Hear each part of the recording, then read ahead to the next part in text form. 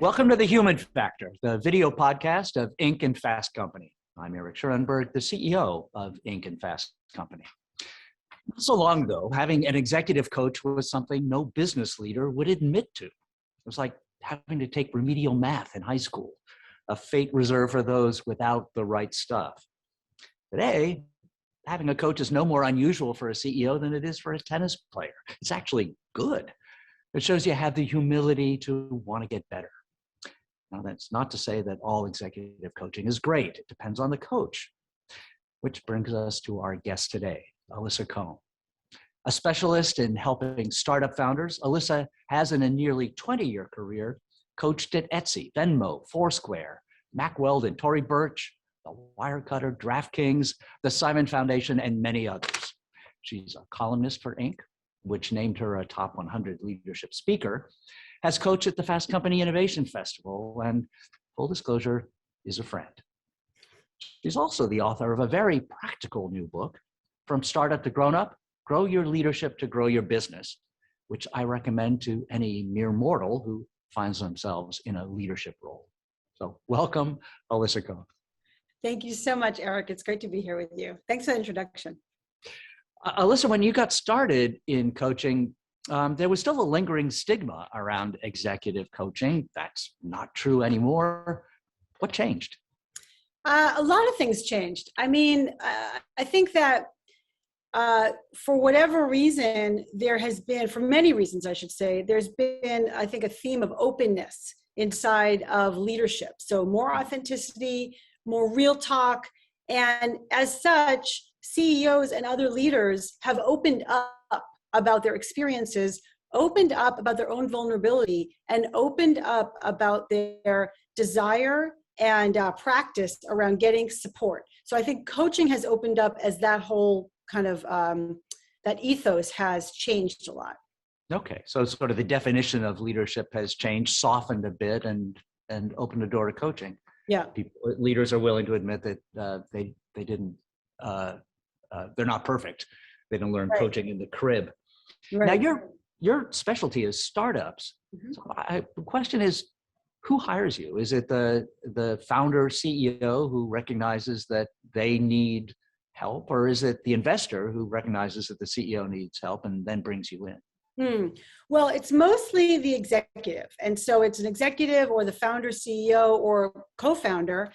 And what they are interested in upping their game. And so what often happens is some founder will say, you know, I don't know what I don't know. Or there's something not quite working in the results of the business or inside of their companies in terms of the people. And so they realize, like, I could use a coach. Now, sometimes investors will say, we would suggest that you get a coach. And then they will introduce me and maybe other two coaches in order to give the CEO an insight into what coaching is, what the different styles are, and we can all meet that way. In general, when the investor says, you need a coach, here's your coach, it's not really set up for success. Normally, it's really got to be with the cooperation of the CEO and founder involved. So you need to have a level of rapport with the founder. The founder has to want to get better. Definitely. Yeah, and openness. Yeah. So let's talk about that rapport. You know, you come in cold, you don't know this person. What's it like? What is that first meeting like? How do you start to build that rapport so that this person can open up to you in a way to make coaching effective? Yeah, so there's two ways that I approach that. First of all, I'm really interested and curious. And in some ways, my first meeting with somebody is the most mysterious and interesting. It's like, who is this person across the table from me or across the video screen from me? What are they made up of? And what brings them here today? What are the stories and the situations and experiences they've had that bring them here today? So we don't get into all of that, but I am interested a little bit about them personally. And the second thing is that I am really interested in what specifically is going on right now. In fact, what I like to do when I meet with a client, or a prospective client at first, is to think about, how do I add value in 20 minutes? So we can talk about my background and your background. We can talk about what coaching does and doesn't do and all that stuff.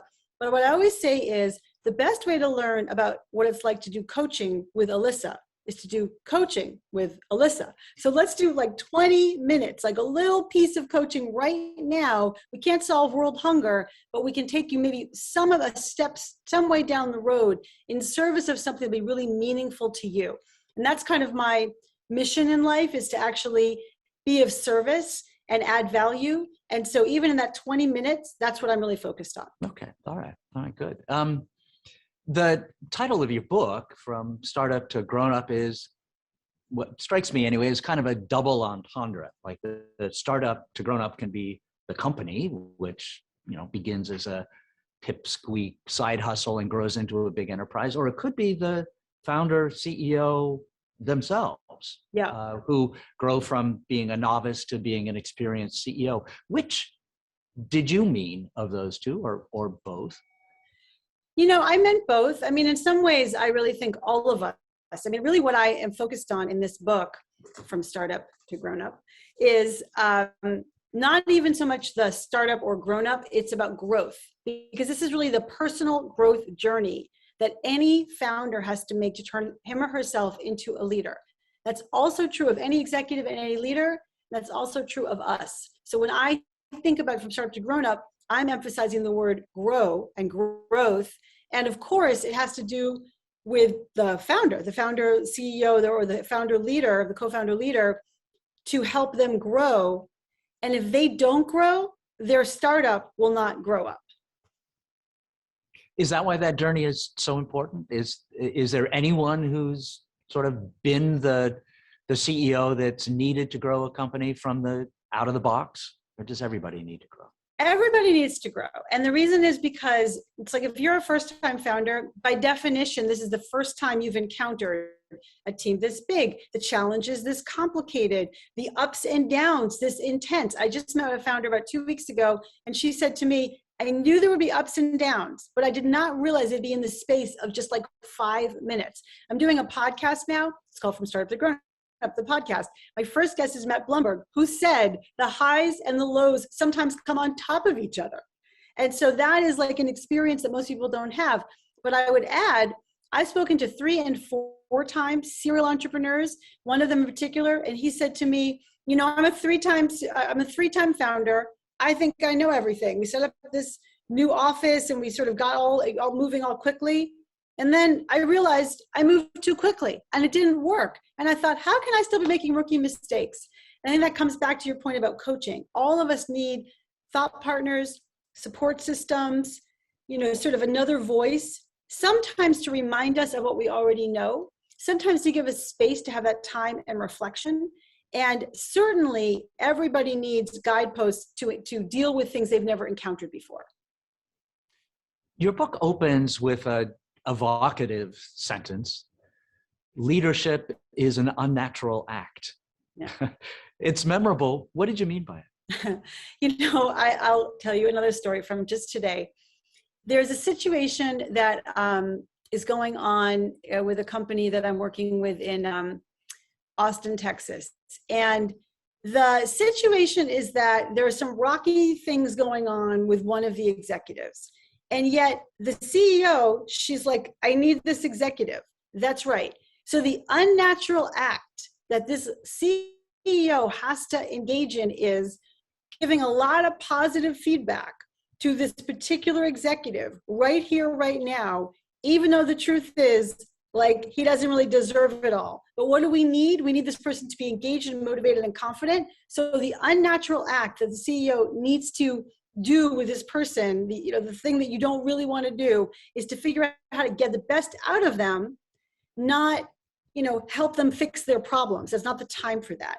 So I think there's a lot of times that we have to do things which don't come naturally. Like if you tend to be somebody who keeps things to yourself, you've got to learn to communicate. So everybody knows what's going on. You've got to communicate more than is comfortable. You've got to repeat yourself over and over again. That's not natural. So there's a lot of things that I think leadership requires, which require you to act counter to how you would act normally. Doesn't that conflict with the urge that you often hear for leaders to be authentic? Yes. I think authenticity is a complicated topic. So the truth is that if you authentically don't communicate to anyone about anything, that's actually just not going to work for you as a leadership style. The truth is that people want you to be authentic because they want to sort of they want to have access to you. They want to understand you. They want to see your humanity. So that's what I talk to my CEOs about, the CEOs I coach. It's not about sharing everything that's on your mind all the time and doing everything just your natural way without growing or thinking about how it shows up. That's not the kind of authenticity we mean. We mean letting people find chinks in the armor so that you can be a little bit vulnerable and a little bit human so they can connect to you, because that connection is what's going to help everyone feel more cohesive and more bonded. And that's going to be super useful as you try to grow your company. On this program the other week, the VC and entrepreneurship mentor, Brad Feld, said that founders should not feel that they're exempt from introspection about their ability. Your book makes a serious point about self-awareness as being a key factor in leadership. Why is that so important?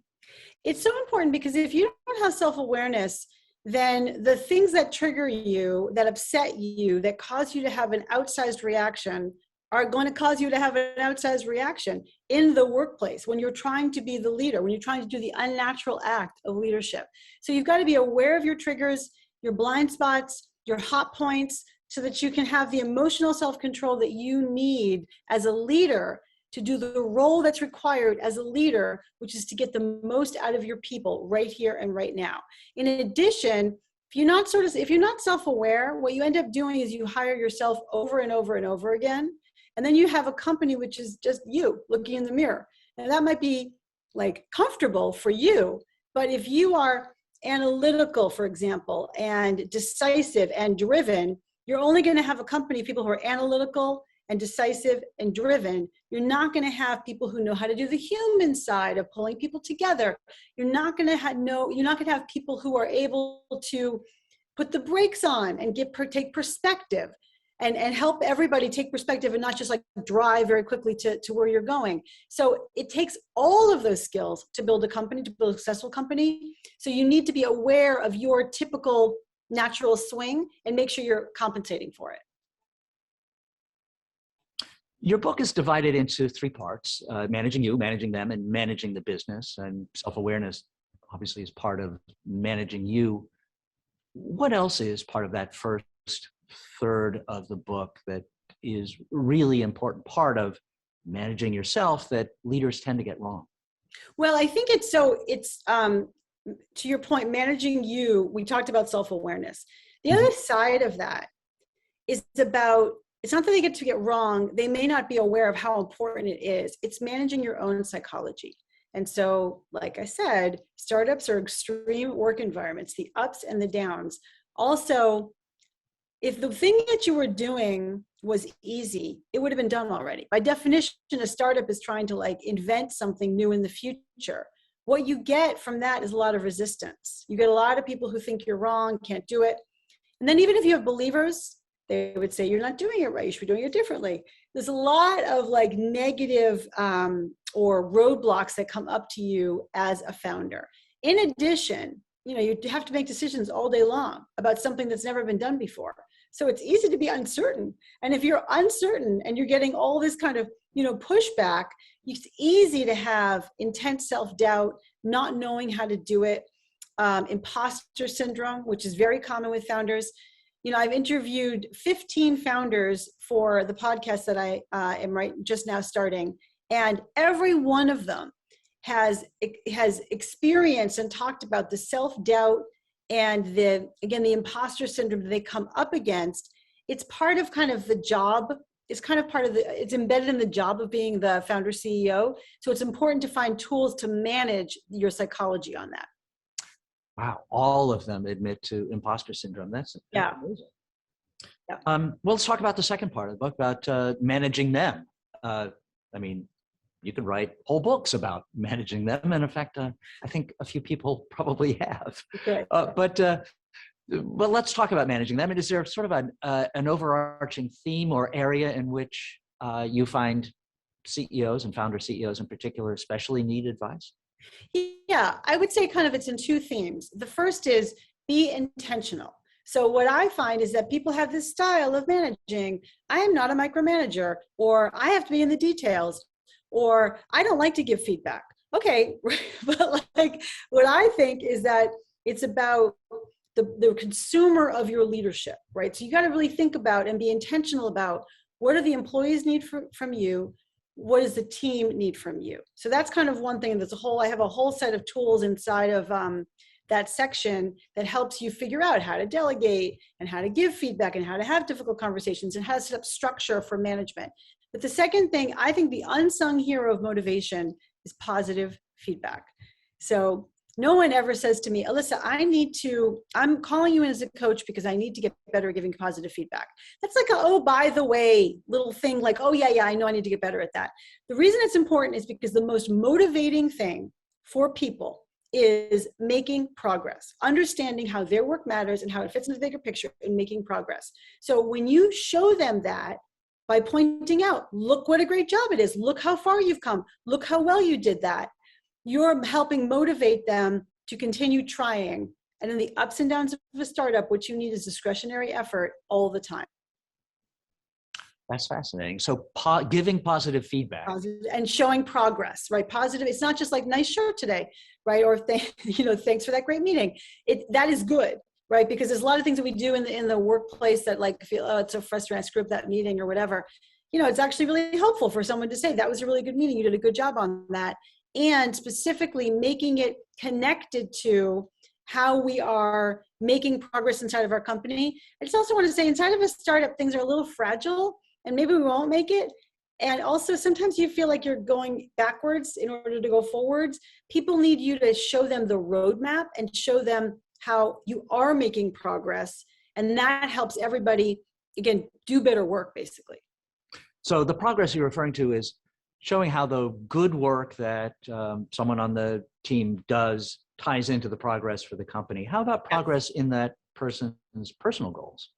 Oh, well, that's of course true. Absolutely. It's like, if we think about the way most companies set goals or OKRs, it's about launching, let's say, a product by the end of the year. Okay, that's great. And then maybe it's the second quarter. So like that's a long-term goal. I'm not really getting any traction on it. I feel like I had a bad day. You want to help someone understand, well, you've actually come this far and you have this much time left and you've got a great plan to do it. It's not every day that matters, right? It's sort of the bigger picture. So how are you thinking about dividing up your work and showing helping the person show those milestones along the way so they know they're leading towards a bigger picture? Again, especially in light of the sometimes chaotic environment of a startup, and especially in light of longer term goals. Okay.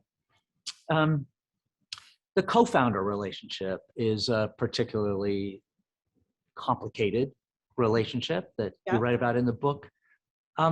What are the elements about that that co-founders need to think about to successfully cooperate with their business partner or partners? I think what they need to do in the beginning is to make sure they're on the same page in terms of, values, like what are we expecting, what are we bringing to the table, and what are we expecting in terms of the way we work together.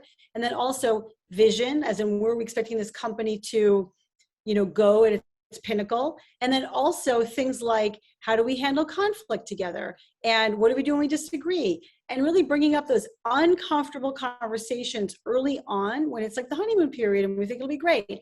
And then revisiting them as you go. One company I worked with a number of years ago had two co-founders and they didn't have this conversation. And one wanted to build a big business and have it, really be an important, a significant enterprise. And one kind of wanted a lifestyle business and liked the idea of it being small and they could still know everybody there. And they never talked it out. And so that conflict was extremely tense and it ran tense inside the company until they were able to come to terms with their differences along those lines. It's kind of amazing to think that the co-founders had not thought about their long-term expectations for the company. Does that happen often? Yeah, I think everyone goes in with these assumptions, By the way, does that happen often? I mean, sometimes yes, and sometimes no. Sometimes people just naturally, I was talking to somebody the other day, and he told me that on a plane, he just naturally started writing out his values and his expectations of the culture of this company. He brought it back to his two co-founders, and that gave him the basis of the conversation. So that wasn't so formal, that was kind of organic, and that just happened. But there are plenty of times where people get into business together and they think they're talking about the same thing, but they haven't gotten into details of what their expectations are. And that's really okay in year one and year two and year three. But as the company grows and different expectations come onto the co-founders, and they may also clarify their own point of view, but what they're really looking for, this sort of this frisson happens, and they weren't even aware of it. And it really started in year one, when they didn't have those difficult conversations, or I would just even direct conversations. Well, you bring up an interesting topic, culture, which everybody kind of thinks of as that plaque of principles or something that hangs behind the receptionist desk and nobody ever reads. How does it really work in real life? And how do you advise CEOs and founders to create a culture that brings to life the company that they want and accomplishes its goals? Yeah. So in real life, it is complicated and imperfect and also changing. And at the same time, my advice to everybody is to really step back and think about what's the kind of culture we run around here. So there's two co-founders I work with, and they spent their whole kind of first couple of years as they were building the product initially, thinking about what kind of company do I want to work for?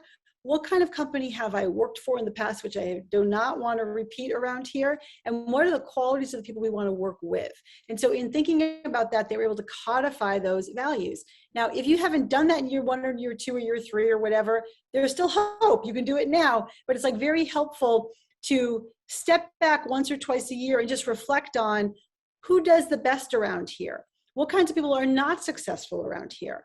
What kinds of cultural values do we look at every day that, are almost part of our air and water that we want to sort of identify? And when you bring employees into that process, what you'll see is they have a lot of things to add to the culture.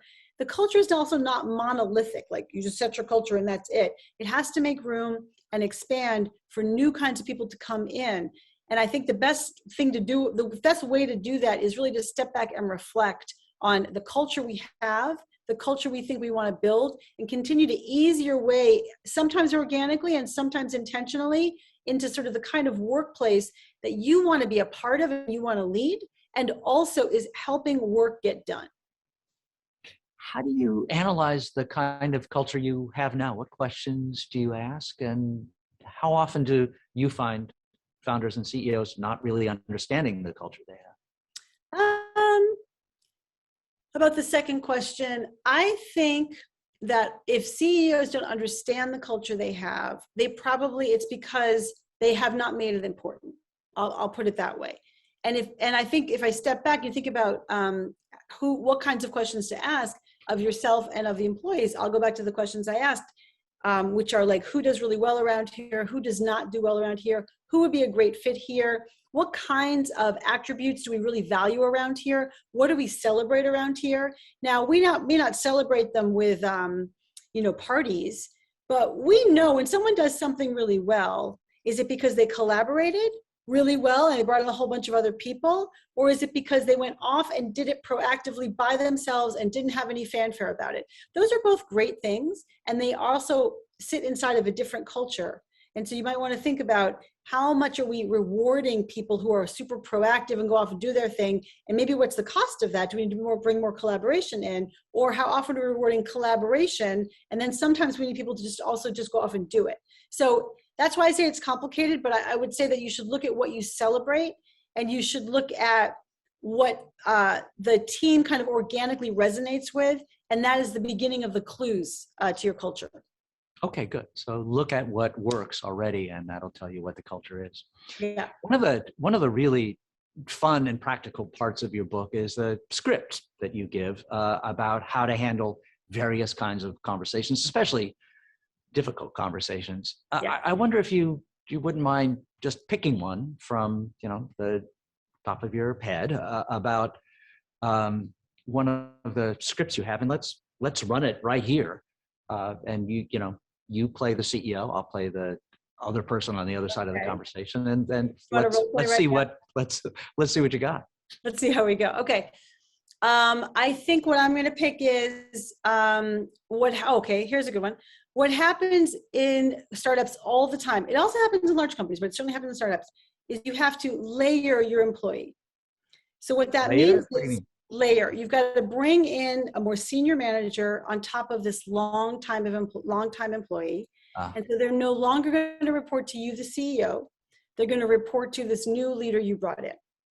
That's called layering. Make sense? wow, that could be a really tough conversation. So this could be with someone that you've been with since the very beginning of the company, Exactly. your friend, your college roommate. It could be, Okay. or any loyal employee. Or any Any loyal loyal employee. employee. Okay. Okay, so should we do this? Okay. All right. Fire Okay. away. Okay. Okay. Okay. I'm going to think about, let's say, product management. So, Eric, first of all, I just want to say you are, I'm going to start over.